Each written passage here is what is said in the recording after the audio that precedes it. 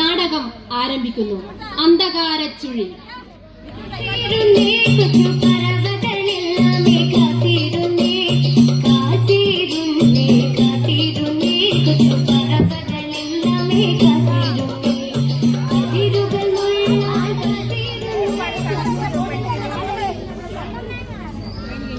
നാടകപ്പുരയിൽ വിരുന്നിനെത്തിയ കലാസ്നേഹികളെ ഹൃദയപൂർവ്വം നിങ്ങളെ സ്വാഗതം ചെയ്യുന്നു. മുഷീര് തന്ന ക്ഷമാപണത്തോടെ ഈ മുൻവാക്കുകൾ ശ്രമിച്ചാൽ ബന്ധങ്ങൾ അബദ്ധങ്ങളാവുമ്പോൾ മനസ്സിലുറപ്പിച്ച കുത്തിൽ നിന്ന് കത്തിക്കുത്തിലേക്ക് ലോകം മാറുമ്പോൾ സംസ്കാരത്തിന് ഒരു പുരയുണ്ടാവണം. പൈതൃകങ്ങൾക്കറിയാം. അന്നൊരിക്കൽ കലാസമിതികളുടെ സാംസ്കാരിക വസന്തത്തിൽ തേനീച്ചകളെപ്പോലെ നമ്മൾ പാറിപ്പറന്ന് നടന്ന ഒരു കാലമുണ്ടായിരുന്നു. എവിടെയാണ് നമ്മളൊക്കെ പുറകോട്ട് പോയത്? രാഷ്ട്രീയം എന്തുമാവട്ടെ, മതങ്ങൾ എങ്ങനെയൊക്കെയോ അങ്ങനെയൊക്കെ ആയിത്തീരട്ടെ, കലയുടെ സംസ്കാരത്തിന്റെ ഒരു പ്രഭവ കേന്ദ്രമുണ്ടാകണം. ബദ്ധങ്ങൾ കബദ്ധങ്ങളാവുന്ന വർത്തമാനത്തിൽ ഹൃദയബന്ധങ്ങളെ മനസ്സിൽ തലോലിക്കാത്ത മനുഷ്യരോട് നാടകപ്രവർത്തകർ ഈ നാടകപ്പുരയിലിരുന്ന് വീണ്ടും വീണ്ടും പഴയ പല്ലവി തന്നെ ആവർത്തിക്കുന്നു. കഴിഞ്ഞ കാലത്തെക്കുറിച്ച് പുതിയ കാലത്തോട് പറയുന്ന ധർമ്മസങ്കടങ്ങളിലേക്ക് ഹൃദയപൂർവ്വം നിങ്ങളെ ക്ഷണിക്കുന്നു.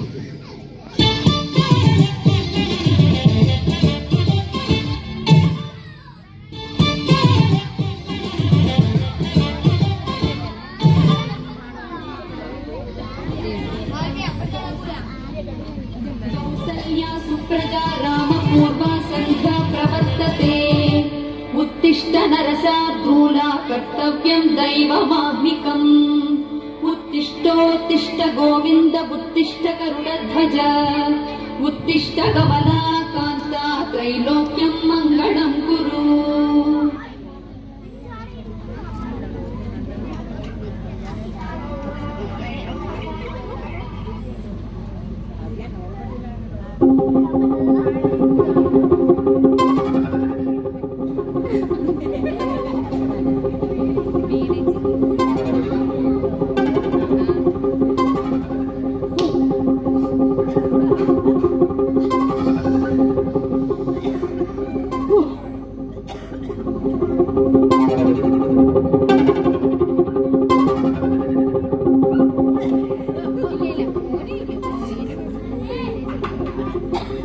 ആദ്യം വ്യായാമം, എന്നാലേ പട്ടാളത്തിൽ സെലക്ഷൻ കിട്ടൂ.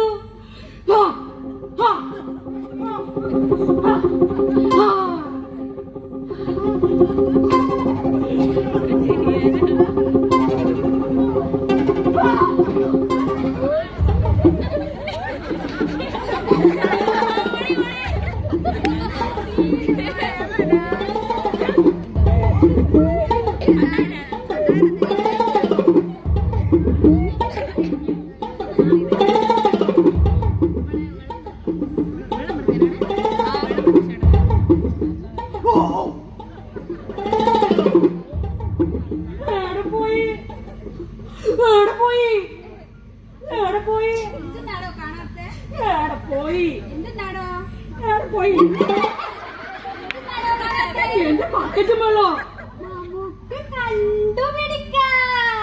എങ്ങനെ? നമുക്ക് ഗൂഗിളിൽ സെർച്ച് ചെയ്യാം. നോക്കി നോക്കി.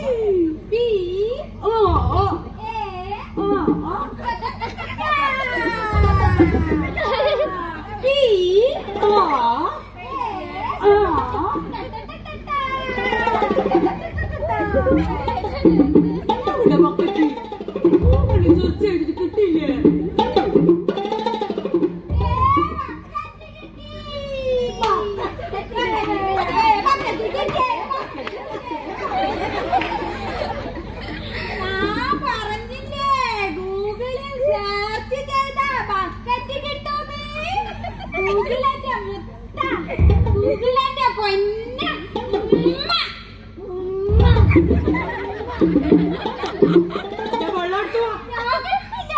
എന്റെ വെള്ളം എടുത്തോ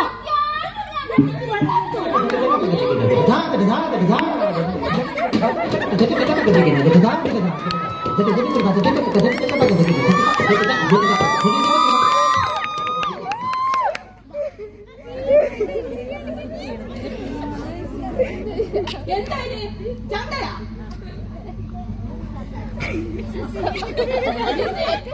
നീയാണോ ഈ വാർഡിലേക്ക് വരാൻ പറഞ്ഞത്? ഇങ്ങോട്ട് വന്നേ.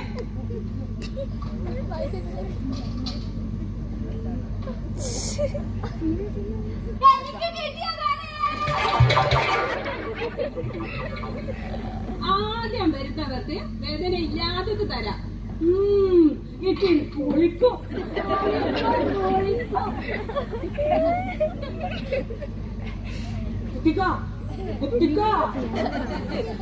കിടക്ക്. അട്ടത്തില്ല മോളെ കുത്തേണ്ടത്. അവിടെ കിടന്നേ. കുത്തിയാലെന്താ ടീച്ചറെ? എല്ലാം ചോരയിലേക്കല്ലേ പോകുന്നേ. പിന്നവിടെ കിടക്കാൻ പറഞ്ഞേ.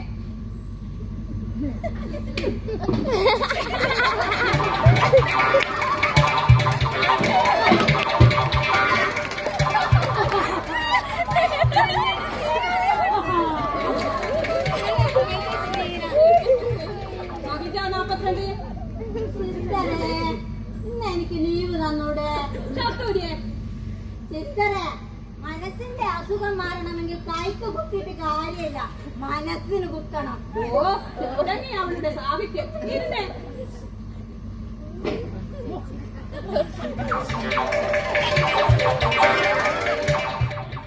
അത് ശരി. ഒക്കെ കഴിക്കും, എനിക്ക് ചന്തിക്കും. ഇത് അസുഖമാണ്, ഇത് അനീതിയാണ്. ഇനി എല്ലാരും മയങ്ങിക്കോ. അച്ചു, എന്താ സിസ്റ്റർ? നീ ഇന്നലെ പറഞ്ഞ് മുക്കി കിട്ടിയട്ടോ. ഓ, നിങ്ങളിത് സംഘടിപ്പിച്ചു അല്ലേ? ആ, ഉറക്കം ശരിയാവുന്നില്ലെങ്കിൽ 2 ലോണസൊപ്പ് കൂടെ കഴിച്ചോ. ഞാൻ എങ്ങനെ ഉറങ്ങാനാണ് സിസ്റ്റർ? ഉറങ്ങാത്ത 2 കണ്ണുകളുണ്ടെന്റെ വീട്ടിൽ. എന്റെ അമ്മയുടെ ആ കണ്ണുകൾ ഉറങ്ങാതെ ഞാൻ എങ്ങനെയാ? അച്ഛൻ വിഷമിക്കണ്ട, ഒക്കെ ശരിയാവും. ആ, സിസ്റ്റർ നാളെ പിരിയുകയാണല്ലേ? അതെ, നാളെയാണ് നിന്റെ അവസാനത്തെ ഡ്യൂട്ടി.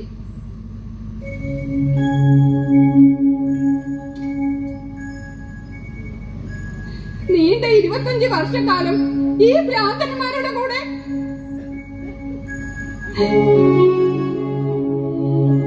സങ്കടണ്ടല്ലേ?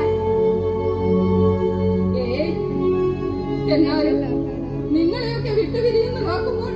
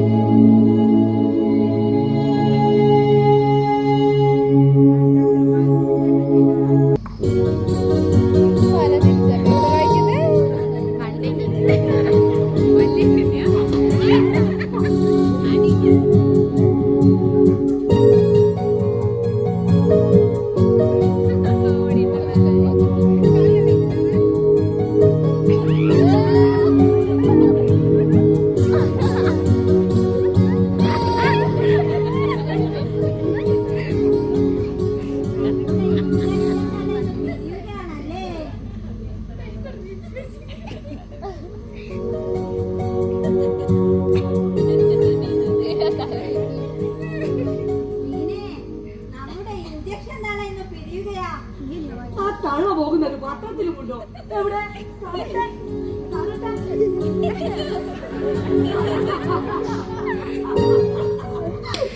കാലം പോയ പോക്കേ. ഇവിടുത്തെ ഡോക്ടർമാരെ പോലെ തന്നെ അക്ഷരങ്ങളും തലതിരിഞ്ഞാ കിടക്കുന്നത്. മനുഷ്യരും പത്രങ്ങളും തലതിരിഞ്ഞ ഈ ലോകത്ത് ഇനി തലതിരിയാൻ നമ്മൾ ഭ്രാന്തന്മാരെ ബാക്കിയുള്ളൂ. തുടങ്ങി വായിച്ചു വട്ടായ ഇവളുടെ തള്ളു കേട്ടു നിന്നാ എനിക്ക് പട്ടാളത്തിൽ സെലക്ഷൻ കിട്ടൂല. രാജ്യത്തെ കാത്തവരുണ്ട്, പക്ഷേ രാജ്യത്തെ വിൽക്കപ്പെടുന്നവന്റെ കൂട്ടത്തിൽ നീ പെടരുത്. സിദ്ധാന്തം നാട്ടുച്ചയ്ക്ക് വ്യായാമം ചെയ്യുന്ന ഇവർക്ക് ഭ്രാന്തി. നീ ചിരിക്കരുത്. ഞാനെന്ന് ചിരിച്ചു മാറി.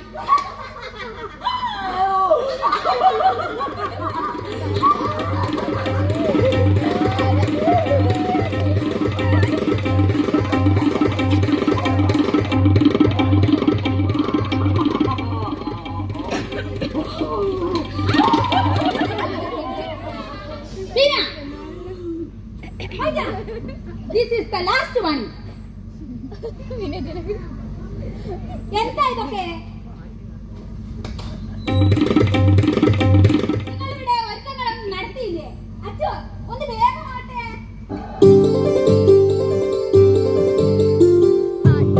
പാട്ടുപാടാം കൂട്ടുകാരെ, ആടിപ്പാടി രസിച്ചിടം കൂട്ടുകാരെ, സ്നേഹം നൽകാം സ്നേഹിതരാകാം, മതമേതെങ്കിലുമാകട്ടെ, മതമേതെങ്കിലുമാകട്ടെ. വക്ക വക്ക വക്ക വക്ക വക്ക വക്ക വക്ക വക്ക വായിച്ചിടാം വളർന്നു പോകാം, വായന ജീവിത സുഖമല്ലേ, വായന ജീവിത സുഖമല്ലേ. വായിച്ചിടാം വളർന്നു പോകാം, വായന ജീവിത സുഖമല്ലേ, വായന ജീവിത സുഖം. മാല കല്യാണോ? കല്യാണം രണ്ട് മനുഷ്യക്കൊലങ്ങളെ പൂച്ചു വിലങ്ങിടുന്ന ചങ്ങല.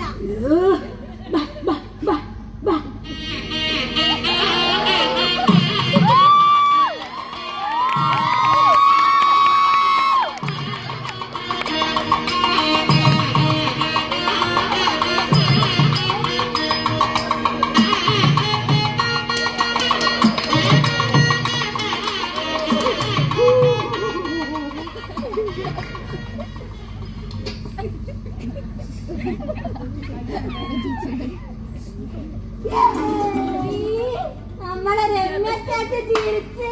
രമ്യ ചേച്ചിക്ക് കല്യാണം.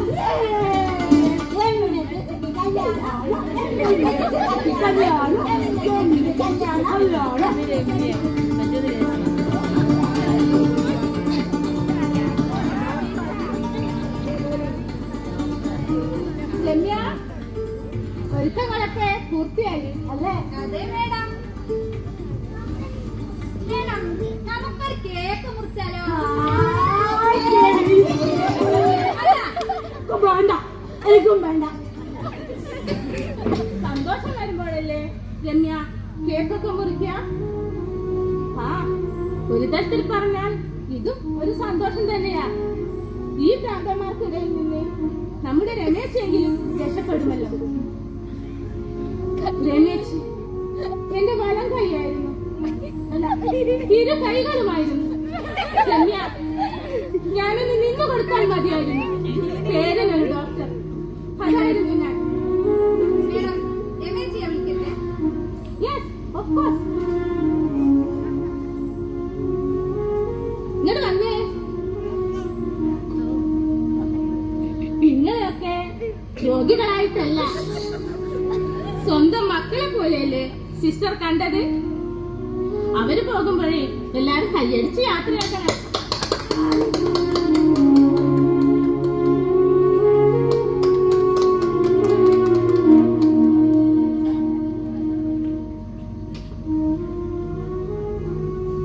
സാറേ, എന്നെ പറഞ്ഞു വിടാനുള്ള ഒരുക്കങ്ങളെല്ലാം പൂർത്തിയായി അല്ലേ? പറഞ്ഞു വിടാനോ?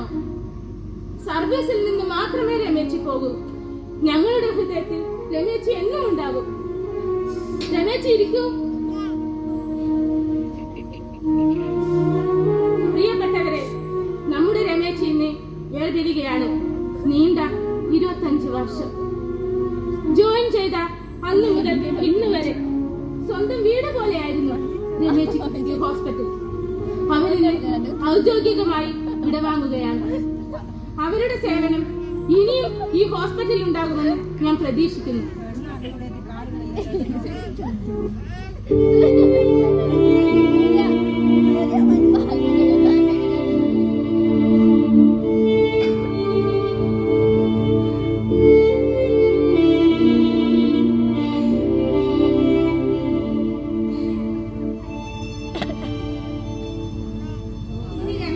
അവരുടെ അനുഭവങ്ങൾ പങ്കുവെക്കട്ടെ. ഇവരാരെയും ഞാൻ രോഗികളായിട്ടല്ല കണ്ടത്, എന്റെ മക്കളെ പോലെയാണ്. ഇവരെന്നെ ഇഞ്ചക്ഷൻ തള്ള എന്ന് വിളിക്കുമ്പോഴും ഞാൻ ഉള്ളിൽ ചിരിക്കുകയായിരുന്നു. അതെ, ചിരിച്ചുകൊണ്ടാണ് ഞാൻ ഇവിടുന്ന് പോകുന്നതും, ചിരിച്ചുകൊണ്ട്.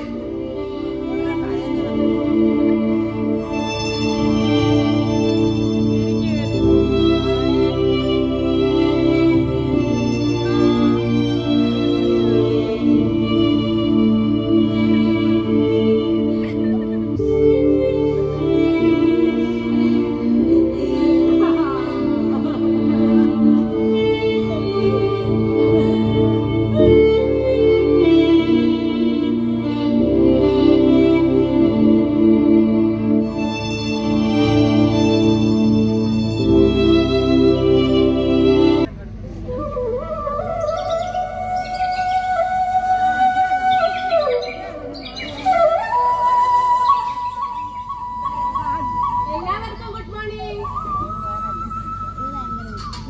മോർണിംഗൊക്കെ കൊള്ളാം, പക്ഷേ ഗുഡ് ആകണമെങ്കിൽ നിങ്ങളുടെ കൊത്തുപോലെ ഇരിക്കും. വേദന ഇല്ലാത്തത് കിട്ടാൻ വല്ല വഴിയുമുണ്ടോ? ആ പട്ടാളത്തിന് വിളിച്ചിരുന്നേ പോവായിരുന്നു, ഈ കുത്തു കൊള്ളണ്ടല്ലോ. ഇതൊരു കുത്തുകൊണ്ട് തീരും, പക്ഷേ പട്ടാളം. ഓ, എന്റെ അടുത്തേക്കല്ല, ബെഡിലോട്ട് കിടക്ക്.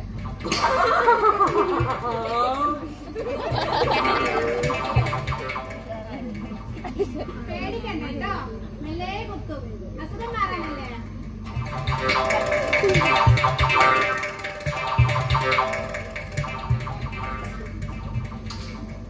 ബീന 46 കൈക്കല്ലോ. അല്ല.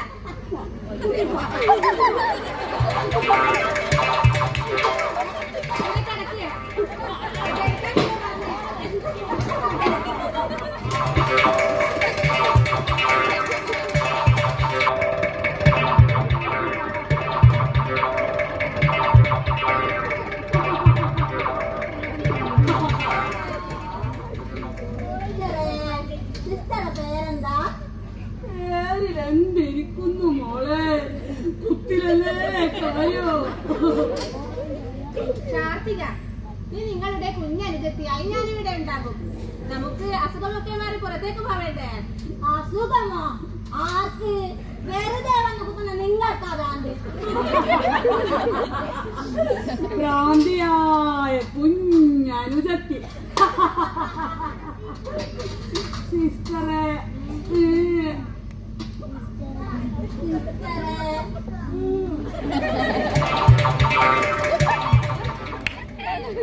അച്ചു, നീ എന്താന്നും മിണ്ടാത്തെ?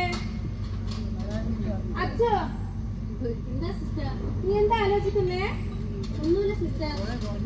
നിനക്കറിയാം അച്ഛനൊന്നുമില്ലെന്ന്. എന്തില്ലെന്ന്? ഭ്രാന്ത്.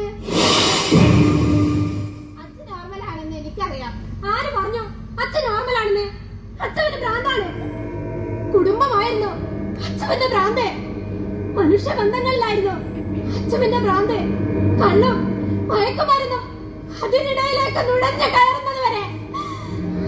അച്ചു വല്ലാതെ കിടക്കുന്നുണ്ടല്ലോ.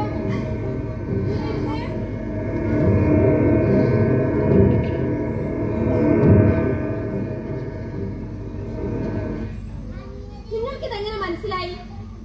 അത് പിന്നെ ഇന്നലെ ലെഡ്ജർ ട്രാൻസ്ഫർ ചെയ്യുമ്പോൾ രോഗികളുടെ ചികിത്സാ വിവരം വായിക്കുന്ന ഒരു ചടങ്ങുണ്ട്, അതിലാണ് കണ്ടത്. അച്ഛന് മാത്രം ഉറങ്ങാനുള്ള ടാബ്ലറ്റ്. ഡോക്ടറോട് ചോദിച്ചപ്പോൾ അവരൊഴിഞ്ഞു മാറി. അങ്ങനെ എനിക്കൊരു സംശയം തോന്നി. അപ്പോൾ നിങ്ങളെല്ലാം മനസ്സിലാക്കി അല്ലേ? പിന്നെ മനസ്സിലാക്കാതെ ഭ്രാന്തന്മാര് പോലും വെറുക്കുന്ന ഈ ഭ്രാന്താശുപത്രിയിൽ വരാൻ, അതും ഈ ചെറുപ്രായത്തിൽ, എന്തായിരുന്നു കാരണം? നിങ്ങളും ചെറുപ്പമല്ലേ, വല്ല മെഡിക്കൽ കോളേജിലേക്കും ട്രാൻസ്ഫർ വാങ്ങി പോകാമായിരുന്നില്ലേ? എന്തിനാ ഈ ഭ്രാന്തന്മാരുടെ കൂട്ടിൽ? ഭ്രാന്തന്മാരുടെ കൂടോ?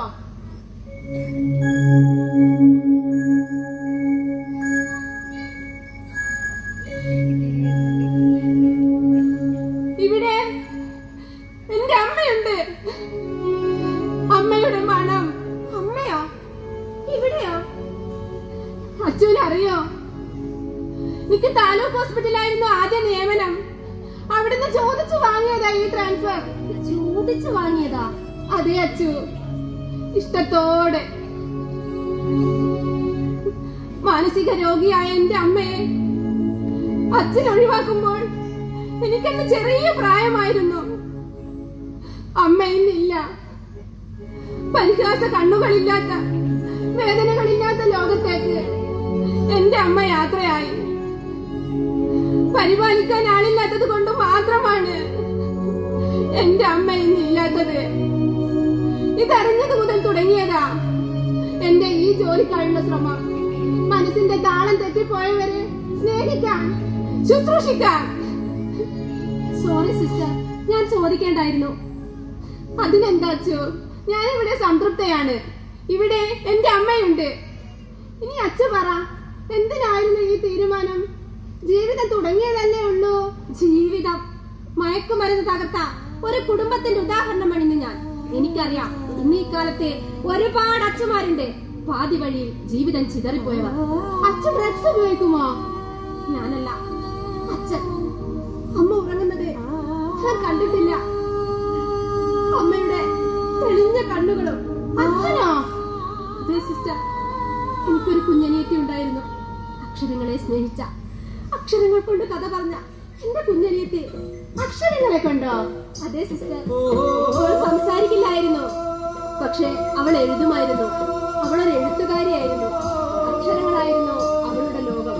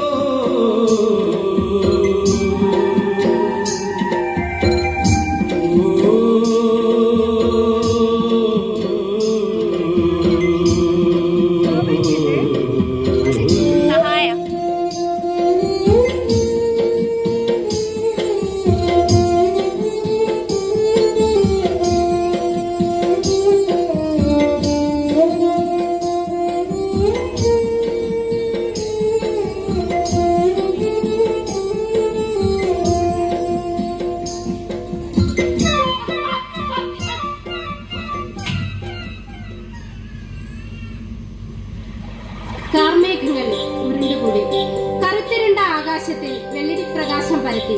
ഒപ്പം ഒരു പെരുമ്പറ മുഴക്കം പ്രകൃതിയെ ഉലച്ചു. ചോർന്നലിക്കുന്ന ഇടങ്ങളിൽ പാത്രങ്ങൾ വെക്കുന്ന മകനെ നോക്കി ചലിക്കാൻ കഴിയാതെ കട്ടിലിൽ കിടക്കുന്ന അമ്മ. കർക്കിട ആകാശത്തെ തോൽപ്പിക്കുമാർ കണ്ണീർമഴ പെയ്യുന്ന മുഖത്ത് ഒരു ഞരക്കം പോലുള്ള വിളി ജന്മം കൊണ്ടു.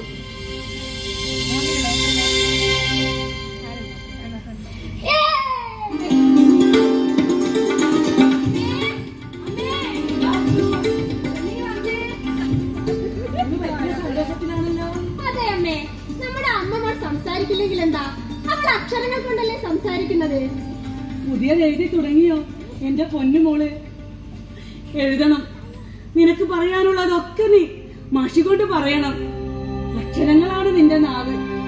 അച്ചു, നമ്മൾ സംസാരിക്കുന്നത് ഈ 4 ചുവരുകൾക്കുള്ളിലാണെങ്കിൽ എന്റെ മോള് സംസാരിക്കുന്നത് ഈ ലോകം മുഴുവൻ കേൾക്കും. അതെ അമ്മേ, കഴിഞ്ഞ DC ബുക്സ് പ്രസിദ്ധീകരിച്ച ബുക്ക് വായിച്ചിട്ട് എത്ര പേരാ എന്നെ വിളിച്ചതെന്നറിയോ?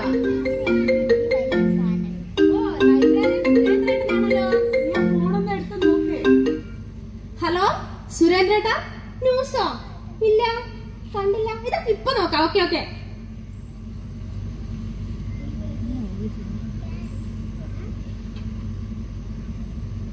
നമസ്കാരം. സാഹിത്യ അക്കാദമി പുരസ്കാരം പ്രഖ്യാപിച്ചു. മികച്ച കവിതയ്ക്കുള്ള അവാർഡ് അൻവർ അലിയും ചെറുകഥയ്ക്കുള്ള അവാർഡ് അമ്മു രാജേന്ദ്രനും കരസ്ഥമാക്കി. കേരള സാഹിത്യ അക്കാദമി ചരിത്രത്തിൽ ആദ്യമായാണ് ഒരു ഊമയായ പെൺകുട്ടിക്ക് പുരസ്കാരം ലഭിക്കുന്നത്. മികച്ച നോവലിനുള്ള പുരസ്കാരം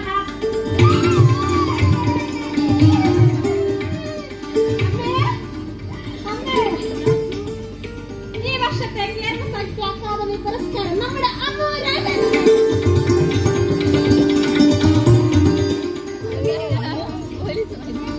അഭിനന്ദനങ്ങൾ മോളെ. നമ്മുടെ നാടിനെ ഈ കേരളക്കരയാകെ എഴുതി കാണിച്ച എന്റെ സ്വന്തം എഴുത്തുകാരൻ ഈ പോലീസുകാരുടെ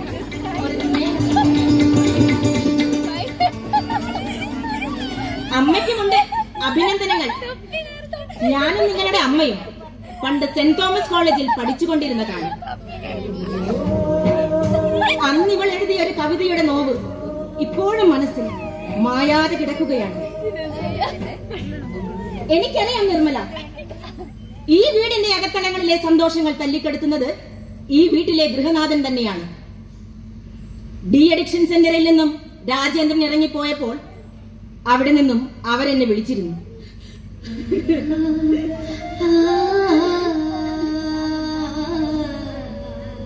നിർമ്മല, നീ ഒന്ന് ചിരിച്ചിട്ട് എത്ര നാളായി?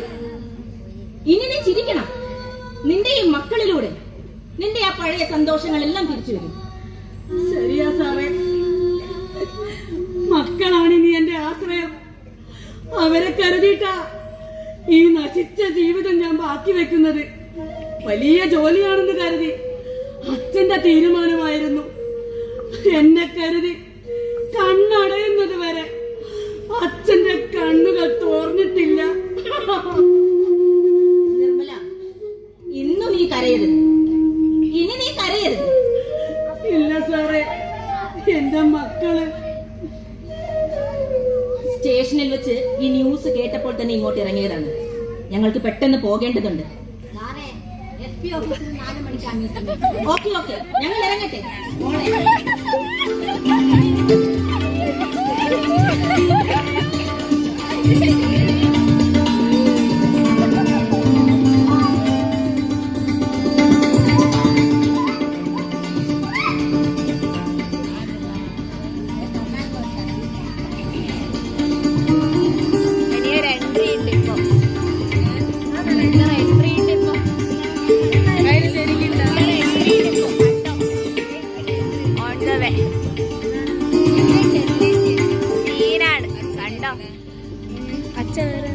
കണ്ടോ?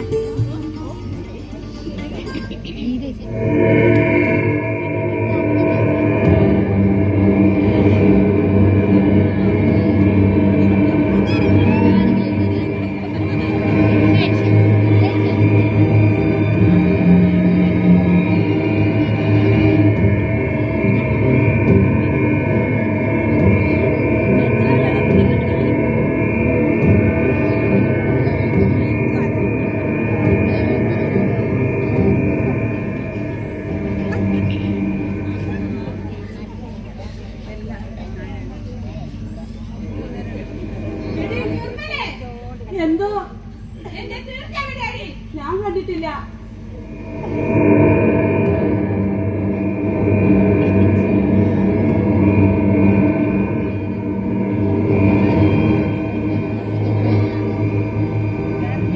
നീ കണ്ടില്ല അല്ലേ? ചെറുക്കൻ നോക്കണേ.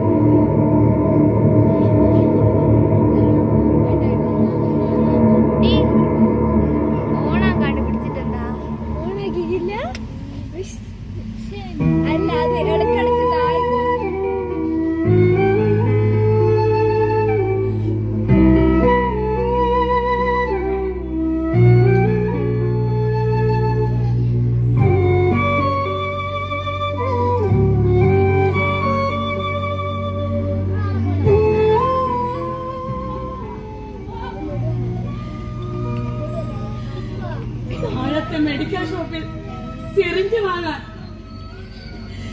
നമ്മളെ പടുകുഴിയിലാഴ്ത്തി മത്തുപിടിച്ച് ഉല്ലസിക്കാൻ, മയക്കുമരുന്നിന്റെ മായാ ലോകത്ത് പാറി നടക്കാൻ ഒരച്ഛൻ. ജന്മം കൊണ്ടല്ല മക്കളെ അച്ഛനാവുന്നത്. കണ്ണിലൂടെ സൃഷ്ടിക്കപ്പെട്ടതിനെ ഒരു പോറല് പോലും ഏൽക്കാതെ സ്നേഹിക്കുമ്പോഴാണ്, പരിപാലിക്കുമ്പോഴാണ്. വേണ്ടമ്മേ വേണ്ട, ഞങ്ങൾക്ക് അമ്മയില്ലേ, അച്ഛനായും അമ്മയായും അത് മതി ഞങ്ങൾക്ക്. ഈ പെയ്തിറങ്ങുന്ന കണ്ണീർ മഴ ഒന്ന് തോർന്ന് കണ്ടാൽ മതി എനിക്ക്. അതിന് എപ്പോഴാ? അതിന് കണ്ണടയണം മക്കളെ. എന്റെ ഈ കണ്ണടഞ്ഞാൽ എന്റെ മക്കൾ എന്താവും? അങ്ങനെയൊന്നും പറയല്ലേ അമ്മേ. അച്ഛന്റെ കൂട്ടുകാരെയൊക്കെ അച്ഛന്മാരെയൊക്കെ കാണുമ്പോ കൊതിയാവാറുണ്ട്. എന്താ അമ്മേ ഈ അച്ഛന്റെ അച്ഛൻ മാത്രം ഇങ്ങനെ? മക്കളെ, നിങ്ങൾ ചെറുപ്പമാ. ആണെന്നോ പെണ്ണെന്നോ വ്യത്യാസമില്ലാതെ മനുഷ്യബന്ധങ്ങളെ ഇല്ലായ്മ ചെയ്യുന്ന ഇത്തരം വൃത്തികെട്ട ശീലങ്ങളിൽ നിങ്ങൾ പെട്ടുപോകരുത്.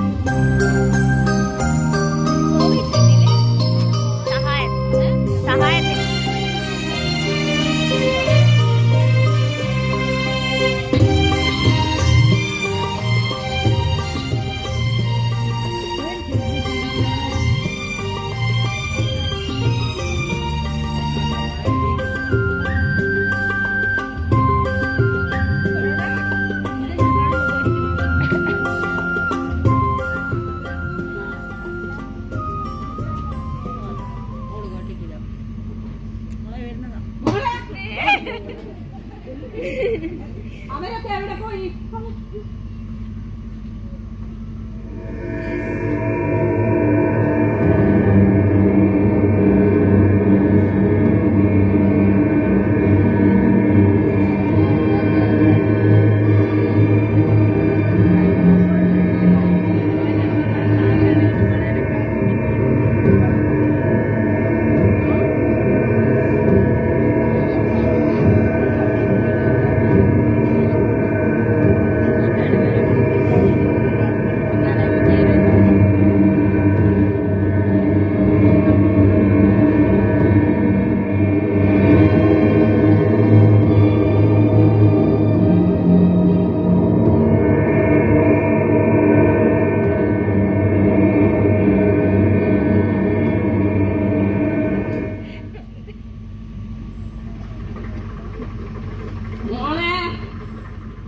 അമ്മോ, മോളെ ഇങ്ങോട്ട് വന്നേ, ഇങ്ങോട്ട് വരാ.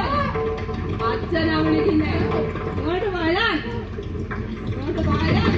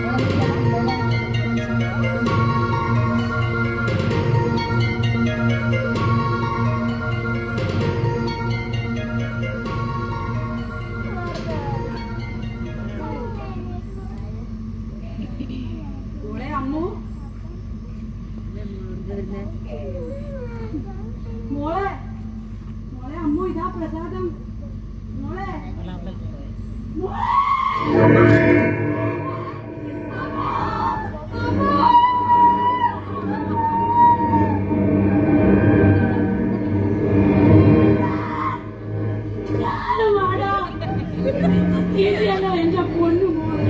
എടീ നിർത്തണേ. നീ എന്നെ തൊടാനായോ?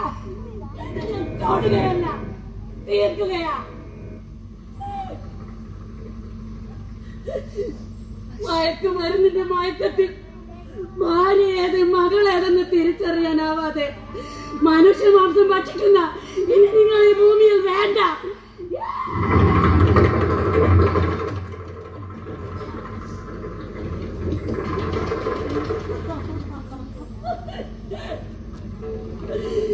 വർഷങ്ങളായി സഹിക്കുന്നു. ഇപ്പോഴെന്റെ പൊന്നുമോളയും. വീട് കാക്കേണ്ടവൻ വീടിന്റെ കാലനാവുമ്പോൾ ആ കാലനെ തീർക്കേണ്ടത് ഈ കാലത്തിന്റെ കടമയാണ്.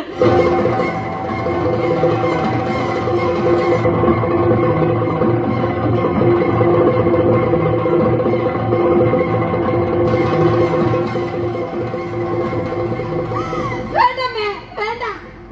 അമ്മയെ തടവറയുടെ ഇരുട്ടിലേക്ക് തള്ളിയിടാൻ ഈ അച്ഛൻ അനുവദിക്കില്ല. ജന്മം തന്നവരെ കൊല്ലാനായിരിക്കും ഈ മകളുടെ നിയോഗം. അല്ല, നിയോഗമല്ല, ഇത് അനിവാര്യതയാണ്. ഇന്ന് ഈ കാലത്തിന്റെ അനിവാര്യത. വേണ്ട, വാക്കത്തി വേണ്ട. ഈ നീചന്റെ രക്തം വീടാൻ ഈ വീട് മാത്രമല്ല, ഈ നാട് നശിച്ചു പോകും.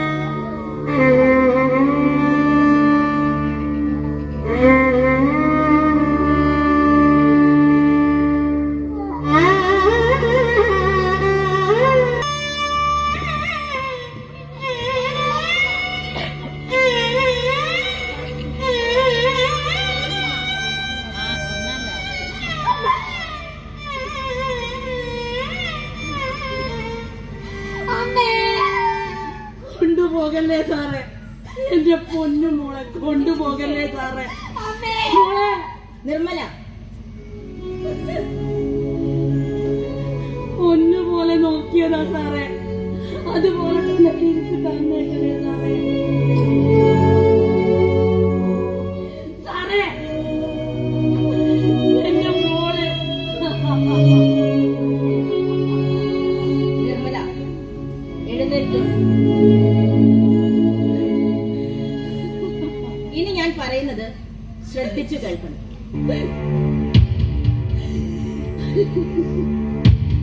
ഇതാ, ഇത് പിടിക്കും. സാറേ, എന്താ ഇത്?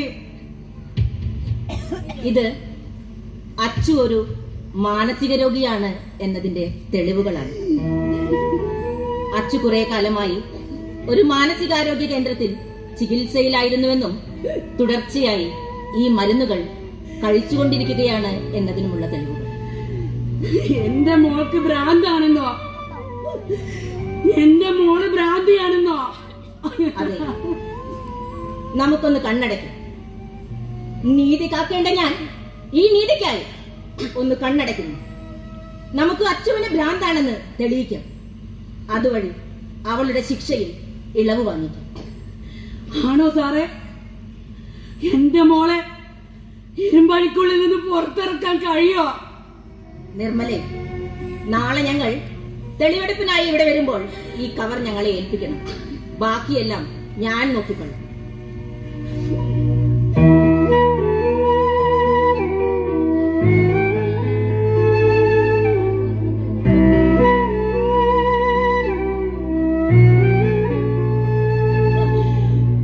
എന്റെ മോൾക്ക് ഭ്രാന്താ. എന്റെ മോള് ഭ്രാന്തിയാ. എന്റെ മോളുടെ ഭ്രാന്താ. എന്റെ മോള് ഭ്രാന്തിയാ. എന്റെ മോള് ഭ്രാന്തിയാ.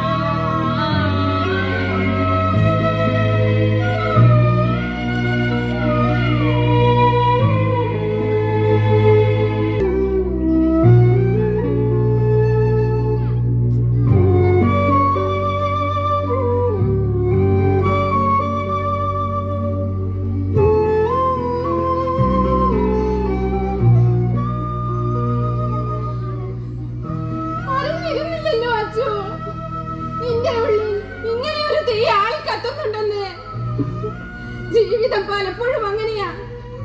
ഒരു വെട്ടുപോത്തിനെ പോലെ വഴിയിൽ കുറുങ്ങലങ്ങ് കിടക്കും. അതെ, ഇന്നറിയാം ഈ ഭ്രാന്തിയുടെ വേഷം അഴിക്കണോ വേണ്ടയോ എന്ന്. ഇനി മറ്റൊരു വേഷം, ഇരുമ്പഴികൾ പിടിച്ച് വരണ്ട ജീവിതത്തെ പറ്റിയ കണ്ണുകൾ കൊണ്ട് നോക്കുന്ന ഈ അച്ഛനെ കാണാൻ നല്ല രസമായിരിക്കും അല്ലേ? അങ്ങനെയൊന്നും പറയല്ലേ അച്ഛൻ. ശിക്ഷയിൽ ഇളവുണ്ടാകും, വിധി നമുക്ക് അനുകൂലമാകും. അച്ഛന് പെട്ടെന്ന് തന്നെ അമ്മയുടെ അടുത്തെത്താൻ കഴിയും. അമ്മ എന്റെ വീടിന്റെ പടിഞ്ഞാറ്റയുടെ ചുവരുകളിൽ തട്ടി താഴെ വീഴുന്ന പൊട്ടിക്കരച്ചലുകൾ എനിക്ക് കേൾക്കാൻ കഴിയും. ചിറകുകൾ അറ്റുപോയ ഒരമ്മക്കിളിയുടെ ആത്മനൊമ്പരം. എന്റെ അമ്മ, ആ അമ്മക്കിളി ആരാ?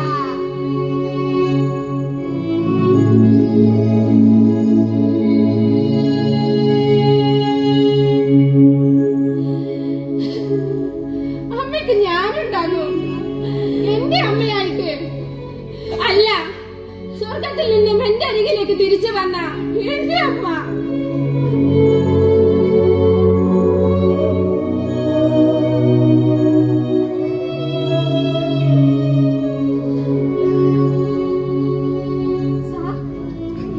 വിധി വന്നു അല്ലേ? അത് പിന്നെ അച്ഛന് ഭ്രാന്താണെന്ന് തെളിയിക്കുവാൻ നമ്മുടെ വക്കീലിന് കഴിഞ്ഞില്ല. അപ്പൊ അച്ഛൻ ഒരു വധശിക്ഷയാണല്ലേ?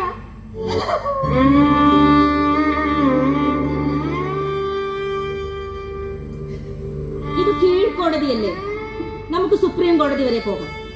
എന്റെ അമ്മക്കുട്ടി പോയെന്ന് മരിച്ചതാ. ഈ അച്ഛൻ മരിച്ച അച്ഛന് പിന്നെന്തിനാ വധശിക്ഷ? മരിച്ച അച്ഛന് വധശിക്ഷ, മരിച്ച അച്ഛന് വധശിക്ഷ.